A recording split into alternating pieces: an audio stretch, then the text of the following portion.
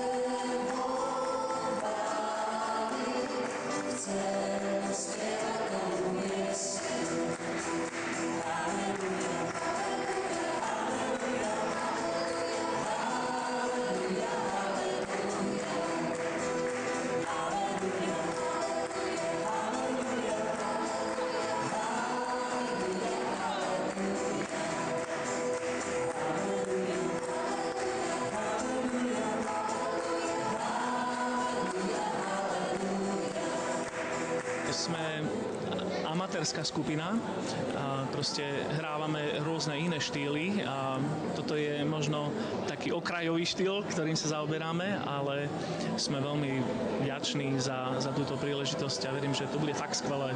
Všetci prítomní tak dali nielen piesňami najavo, aj svoju vďaku. V prvom rade chcem povedať, že je to pre mňa podsta, že vôbec mňa Boh obdaril hlasom. že môžem ho uctievať hlasom a hudbou. Je to vnútorný pocit takého naplnenia toho, že dokážem vyjadriť, čo cítim k Bohu a čo pre mňa znamená.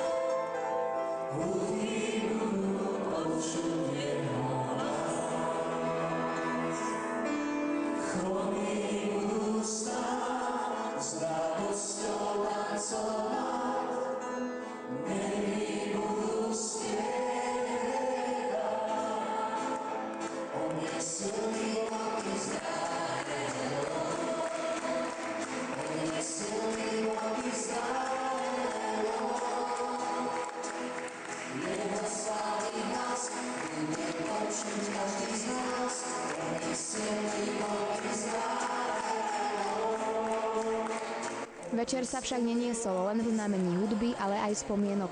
Tie cez projekciu predstavil i človek, ku ktorému minulosť nebola až taká štedrá, no vďaky, že prežil, rozpráva svoj príbeh ďalším generáciám, aby sa nezabudlo. Tomáš Grauman. On je jedno z detí, ktoré bolo zachránené pánom Bintonom vo vlaku do Škótska tesne pred holokaustom. Bol o tom natočený film Mickeyho rodina, ktorý sa púšťal tento rok v kinách. Videoprojekcia ale priniesla aj viac. Ľudia si vďaka nej mohli spievať židovské piesne, keďže boli premietané slová. Okrem toho však napríklad aj krátky film o poslaní organizácie Chevra. Sa zaoberá podporou Židov, ktorí prežili holokaust na Ukrajine. Takže oni budú mať svoju prezentáciu z toho, čo robia, ako vlastne prinášajú šatstvo, pateru, finančnú podporu a tak ďalej pre komunity Židov na Ukrajine. Veľkú pozornosť vzbudil aj hlavný hosť večera Werner Oder. Človek, ktorý bol vychovávaný jedným z najväčších nacistov vtedajšej doby, človek, ktorý sa vzoprel svojmu osudu. Keď preklínate Židov, Boh preklína vás a ja som vyrastal pod týmto prekliatím. Zdedil som to všetko od môjho otca, nenávisť, násilie voči Židom. Totiž, keď ste učení, aby ste nenávideli Židov, tak to proste robíte, lebo to neviete inak. A tak som robil zlé veci, páchal násilie a bolo to stále horšie a horšie. Až raz mi niekto povedal, takto máš len dve možnosti. Buď pôjdeš do väzenia na celý život, alebo pôjdeš do pekla. A tiež dodal, je Ježiš Kristus, ktorý zomrel za teba, aby si nemusel trpieť. A ak v Neho budeš veriť, nedostaneš sa do pekla, ale môžeš žiť na veky. A tak som s tým následovné dni začal bojovať a vedel som, že ak je toto pravda, je to moja jediná šanca. A tak krok za krokom bola všetká nenávisť vo mne zmenená na mier, radosť a lásku. A zistil som jednu vec, že Ježiš Kristus je aj Žid. Celých 15 rokov trvalo, pokým Werner Oder dospel k definitívnemu záveru, že jeho cesta pôjde opačným smerom. A potom svoje rozhodnutie oznámil rodine. Prišiel som za mojou nacistickou rodinou a povedal som im, áno, ja verím Ježiša, ale vedeli ste, že on bol Žid? A potom som sa ich opýtal, viete, čo ste spravili Židom? Nemôžeme veriť v Ježiša a zároveň nenávidieť Židov. Aj napriek tomu, že stopa v ňom ostane navždy, rozhodol sa odísť a už 40 rokov žije v Anglicku. Tu pôsobí ako pastor. Pre mňa je dnes nepochopiteľné, čo ľudia robili Židom a preto stále opakujem, celý svet nemôže už nikdy zabudnúť, ako im bolo ublížené. what has been done to the Jewish people.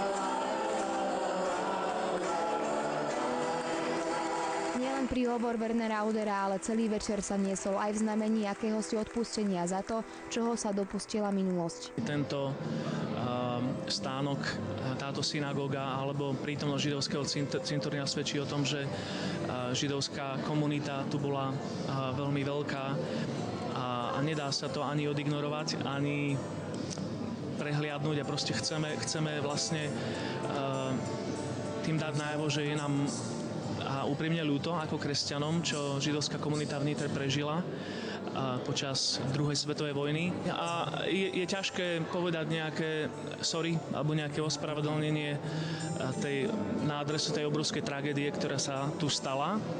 Ale ak to môžeme aspoň takýmto gestom proste povedať židovskej komunite v Nitre, že je nám to ľúto, proste vyjadriť takú prosbu o odpustenie, tak možno aj tento dnešný večer môže mať také svoje malé miesto v tejto mozaike.